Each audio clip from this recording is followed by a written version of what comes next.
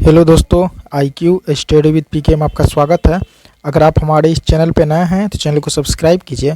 तो दोस्तों, ये होने वाला है बिहार दरोगा का क्वेश्चन बैंक का जो ज्ञान बिंदु GS एकेडमी का जो क्वेश्चन बैंक है।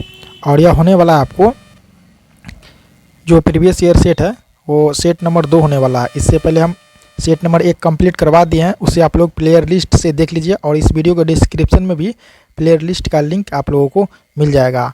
तो इससे पहले हम 64 पोस्ट PT का करवा दिए हैं, कंप्लीट करवा दिए हैं, उसका मास्टर वीडियो बना दिए हैं। और यह आपको 64 पोस्ट PT 64 पोस्ट यह मेंस मेंस का है जो 3/9/2023 को हुआ था, ठीक है। और इसमें से टोटल 25 सेट है, सभी को हम करवाएंगे। और जैसे इसमें है क्या कि डिस्कशन लंबा है, इसीलिए वीडियो पार्ट बाय पार्ट में आता है।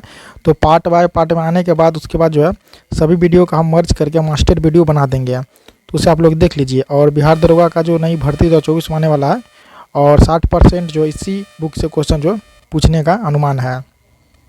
तो फुल सॉल्यूशन के साथ मिलेगा आपको वीडियो।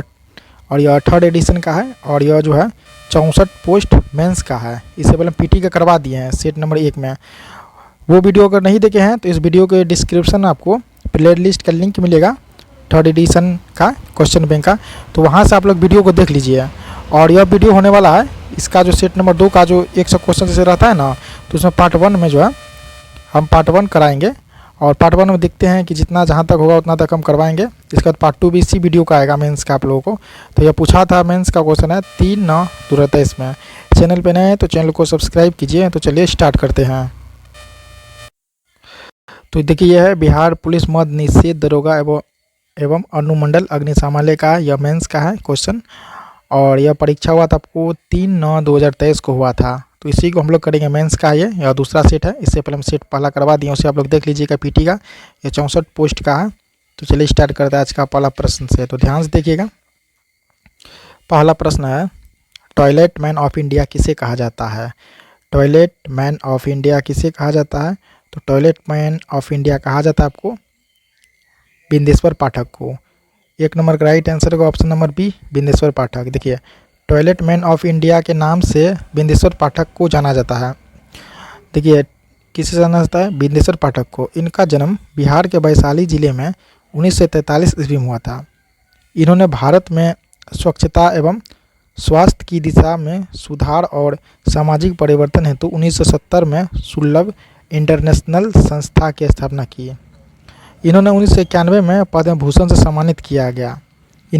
इनकी मृत्यु हुई है आपको 15 अगस्त 2023 को नई दिल्ली में हुई थी। तो याद रखिएगा, टॉयलेट मैन ऑफ इंडिया कहा जाता है आपको बिंदेश्वर पाठक को। दूसरा प्रश्न है जो आप स्क्रीन पर देख रहे हैं, मिशन इंद्रधनुष का संबंध किससे है? मिशन इंद्रधनुष का संबंध किससे है? तो देखिए, मिशन इंद्रधनुष का संबंध है आपको टीकाकरण से। 2 नंबर राइट आंसर का ऑप्शन नंबर D, टीकाकरण। देखिए, फ्रॉम दरोगा series first edition book page number 36 और क्वेश्चन नंबर 6 में यह पूछा गया था, ठीक है। तो मिशन इंद्रधनुष का संबंध है आपको मिशन इंद्रधनुष का संबंध है टीकाकरण से। मिशन इंद्रधनुष अभियान को भारत सरकार के केंद्रीय स्वास्थ्य मंत्रालय द्वारा सभी बच्चों को टीकाकरण के अंतर्गत लाने के लिए 25 दिसंबर 2014 को प्रारंभ किया गया था। मिशन इंद्रधनुष में बच्चों को 7 टीके यथा डिप्थीरिया, काली खांसी, टिटनेस, पोलियो, खसरा, TB तथा हेपेटाइटिस B लगाने का प्रावधान है। 3 नंबर का प्रश्न है, विश्व पर्यावरण दिवस कब मनाया जाता है? तो विश्व पर्यावरण दिवस प्रत्येक वर्ष आपको 5 जून को मनाया जाता है। 3 नंबर राइट आंसर होगा ऑप्शन नंबर A, 5 जून। विश्व पर्यावरण दिवस 5 जून को मनाया जाता है। विश्व पर्यावरण दिवस UNEP की पहल है, जिसका निर्णय स्टॉकहोम सम्मेलन 1972 में लिया गया था। पहला विश्व पर्यावरण दिवस 1974 में मनाया गया था। संयुक्त राष्ट्र पर्यावरण कार्यक्रम UNEP का गठन संयुक्त राष्ट्र महासभा की स्वीडन यानी स्टॉकहोम में मानव पर्यावरण पर हुए कॉन्फ्रेंस के परिणाम स्वरूप 5 जून 1972 को हुआ। UNEP का मुख्यालय नैरोबी यानी केन्या में है। एमिशन गैप रिपोर्ट तथा वैश्विक पर्यावरण आउटलुक रिपोर्ट UNEP जारी करता है। 4 नंबर का प्रश्न है, प्रथम पृथ्वी सम्मेलन कहाँ आयोजित किया गया था? प्रथम पृथ्वी सम्मेलन कहाँ आयोजित किया गया था? तो प्रथम पृथ्वी सम्मेलन जो आयोजित किया गया था आपको रियो डी जेनेरियो में। 4 नंबर का राइट आंसर होगा option number B, Rio de Janeiro में। प्रथम पृथ्वी सम्मेलन का जो आयोजन किया गया था रियो डी जेनेरियो में। ठीक है, यहाँ पूछा प्रथम पृथ्वी सम्मेलन, तो रियो डी जेनेरियो इसका आंसर होगा। वर्ष 1992 में ब्राज़ील के रियो डी जेनेरियो शहर में पर्यावरण संरक्षण तथा सामाजिक आर्थिक विकास से जुड़ी तत्कालीन समस्याओं का समाधान खोजने का उद्देश्य पृथ्वी शिखर सम्मेलन का आयोजित किया गया था।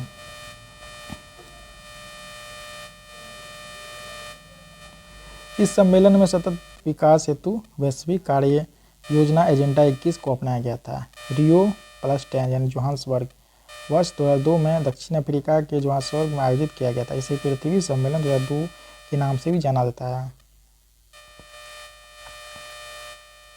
5 नंबर का प्रश्न है 2026 में फीफा विश्व कप कहाँ आयोजित किया जाएगा?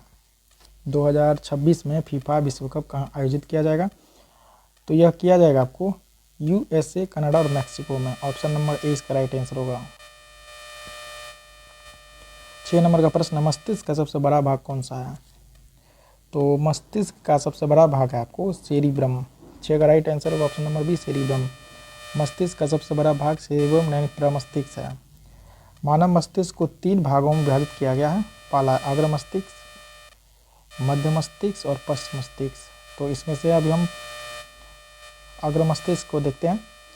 यह 2 भागों में बटा होता है। प्रमस्तिष्क, यह मस्तिष्क का सबसे बड़ा भाग है। यह संपूर्ण मस्तिष्क का लगभग 2/3 हिस्सा होता है।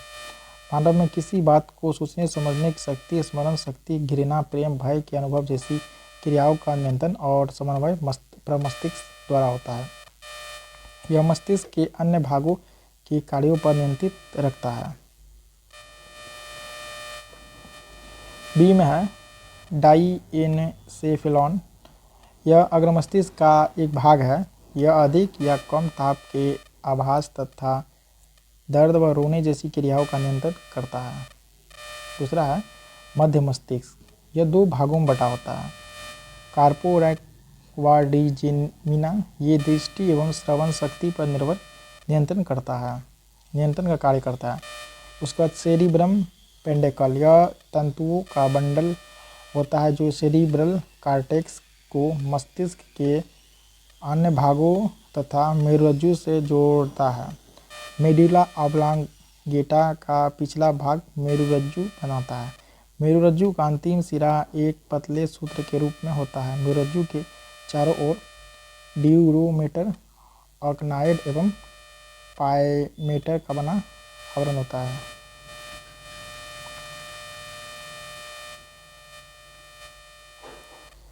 इसके बाद है मेरुरज्जु प्रवर्ती क्रियाओं का नियंत्रण एवं समन्वय करती है। मनुष्य में 12 जोड़ी कपालीय तंत्रिका एवं व्यक्ति जोड़ी मेरुरज्जु तंत्रिका होती है। 7 नंबर का प्रश्न है मंत्रिपरिषद का आकार होता है। मंत्रिपरिषद का आकार कैसा होता है? मंत्रिपरिषद का आकार होता है, यह होगा लोकसभा का 15%। Option number B. मंत्रिपरिषद का आकार लोकसभा का 15% होता है। यह प्रावधान 91वां संविधान संशोधन अधिनियम 2003 में किया गया। 8 नंबर का प्रश्न है डीआरडीओ द्वारा विकसित लक्ष्य क्या है? तो डीआरडीओ द्वारा विकसित लक्ष्य क्या है? तो डीआरडीओ द्वारा जो ये आपको विकसित लक्ष्य आपको चालक रहित विमान। ऑप्शन नंबर ए इसका राइट आंसर होगा।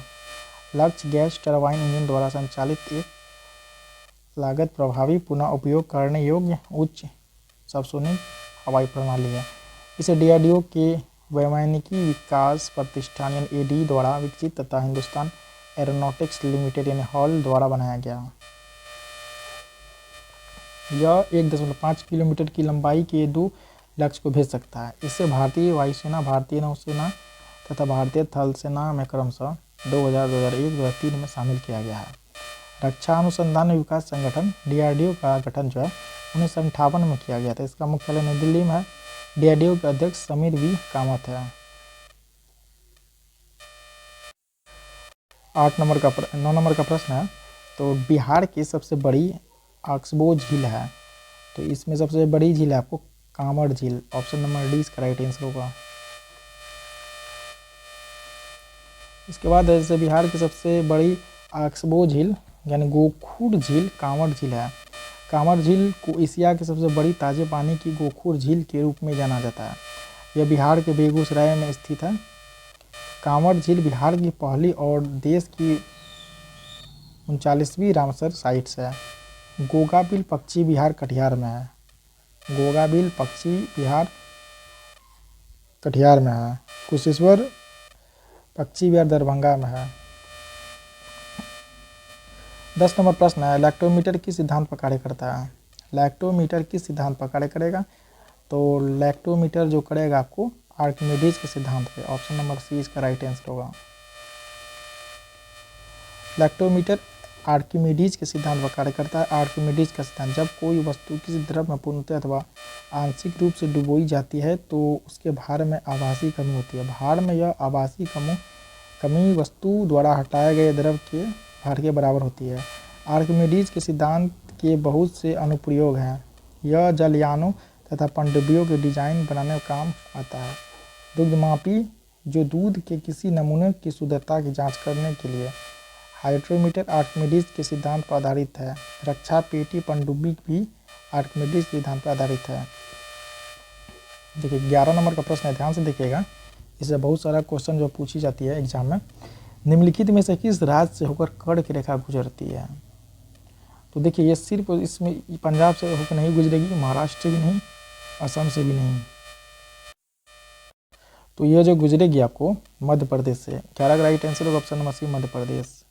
देखिए यह है दरोगा series 1 first edition, book number जो है बुक पेज नंबर 372 और क्वेश्चन नंबर 34 में यह पूछा गया है। ठीक है, कर्क रेखा मध्य प्रदेश होकर गुजरती है।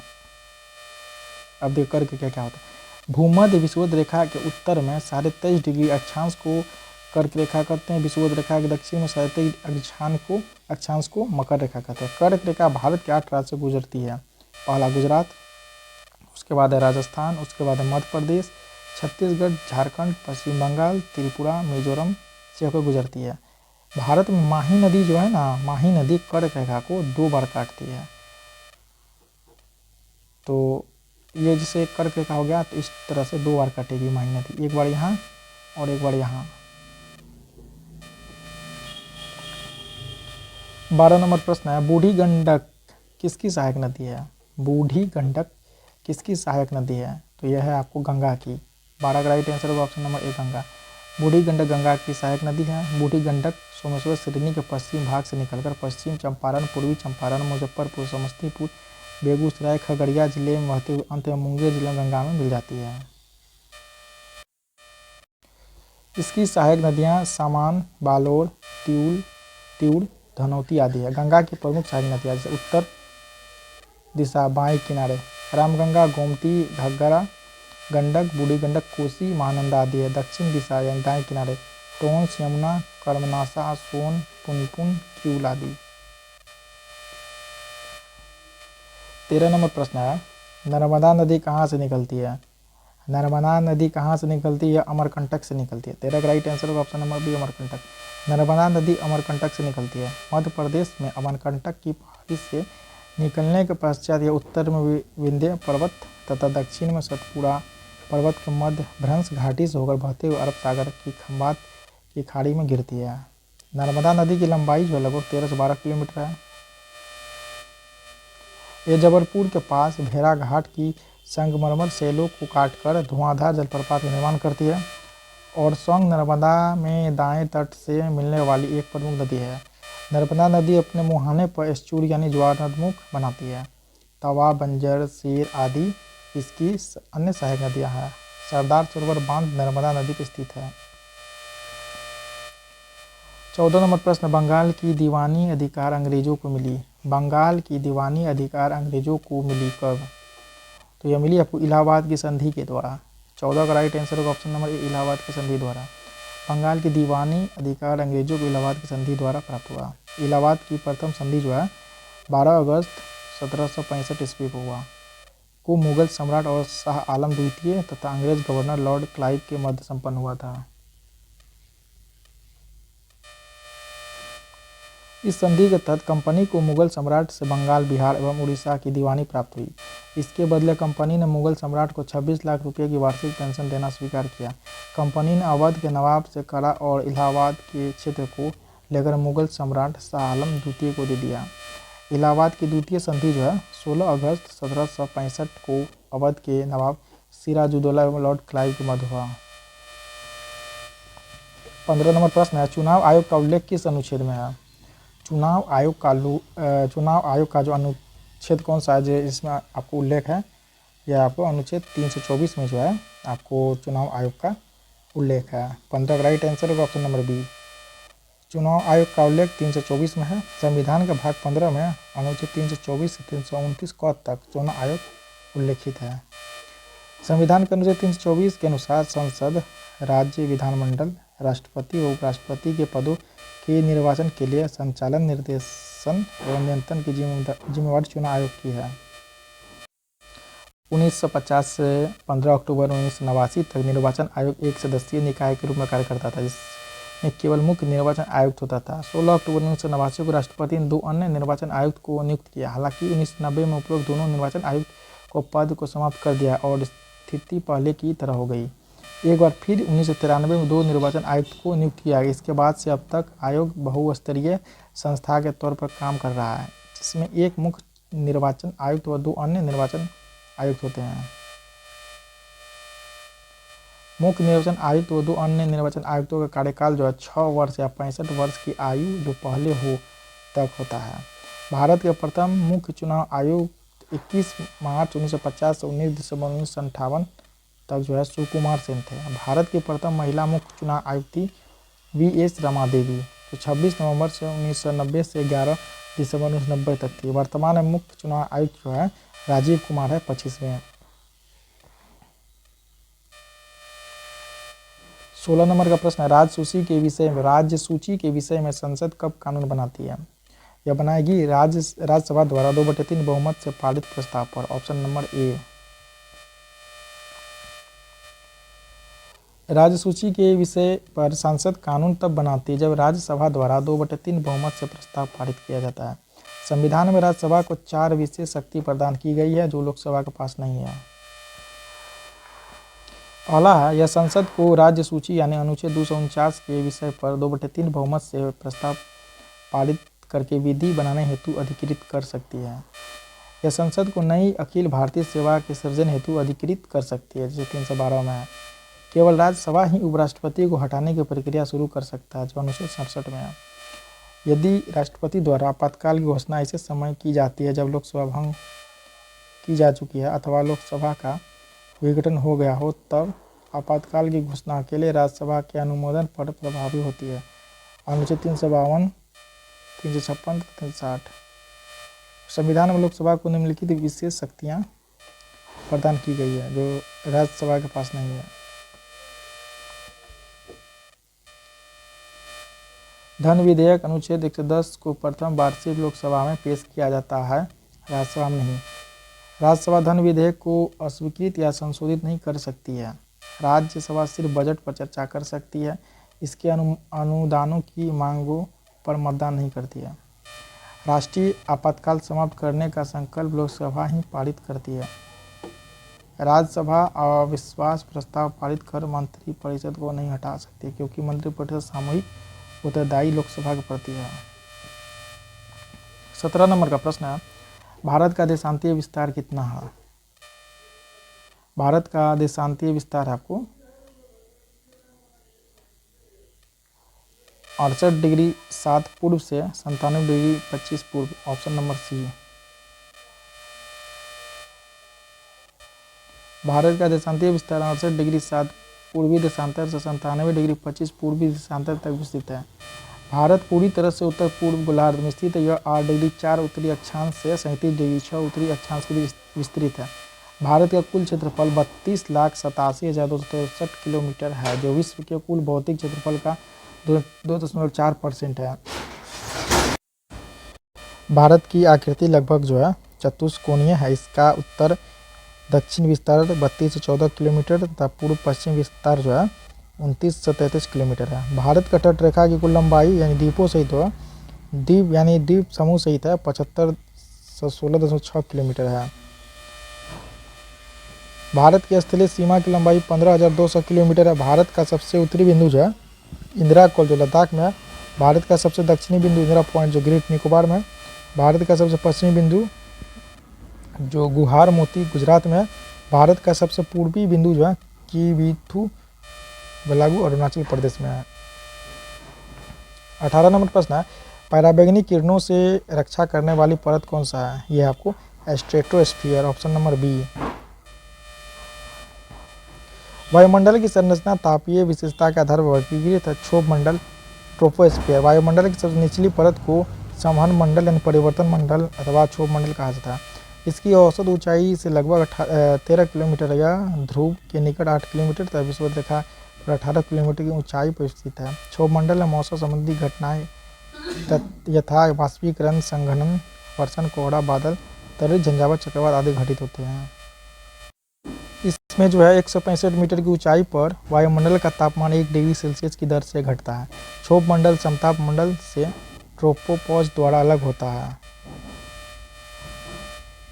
समताप मंडल, धरातल से इसकी ऊंचाई 50 किलोमीटर है। इस मंडल में किसी भी प्रकार की मौसम परिघटना घटित नहीं होती है। इन्हें दिशाओं के कारण वायुयान उड़ाने के लिए समताप मंडल की निचली सीमा आदर्श मानी जाती है। समताप मंडल में ओजोन परत स्थित है जो 15 से 35 किलोमीटर तक विस्तृत है। इस ओजोन परत द्वारा सौरिक पराबैंगनी विकिरण तरंगों का अवशोषण होता है। समताप मंडल मध्यमंडल से स्ट्रेटोपॉज द्वारा अलग होता है। इसके बाद मध्यमंडल का विस्तार जो सागर तल से 50-80 किलोमीटर की ऊंचाई के मध्य है। मध्यमंडल आयनमंडल से मेसोपॉज द्वारा अलग होता है। आयनमंडल का विस्तार 80 से 400 किलोमीटर का मध्य है। कुछ स्रोतों में इसका विस्तार 640 किलोमीटर तक माना जाता है। आयनमंडल में आयनों अर्थात विद्युत आवेशित कणों की प्रधानता है, इसीलिए आयनमंडल रेडियो तरंगों को पृथ्वी पर परावर्तित करके संचार व्यवस्था को संभव बनाता है। बहिर्मंडल, यह वायुमंडल का जो है सबसे ऊपरी स्तर है। यह आयनमंडल के ऊपर से शुरू होकर सुदूर अंतरिक्ष में विलीन हो जाती है। ऑरोरा ऑस्टियोलोसिस और ऑरोरा बोरियोलिस जैसी परिघटनाएं आयनमंडल में घटित होती है, जो एक प्रकार के सौरिक तूफान से निष्कासित इलेक्ट्रॉन तरंग है। 19 नंबर प्रश्न, सीता माता की जयंती कब मनाई जाती है? यह मनाई जाएगी आपको वैशाख माह के शुक्ल पक्ष की नवमी को। ऑप्शन नंबर 20 का राइट आंसर होगा। हिंदू कैलेंडर के अनुसार सभी महीनों के नाम चैत, वैशाख, ज्येष्ठ, आषाढ़, सावन, भाद्र, आश्विन, कार्तिक, मार्गशीर्ष यानी अगहन, पौष, माघ और फाल्गुन है। चैत्र माह से हिंदू नववर्ष की शुरुआत होती है।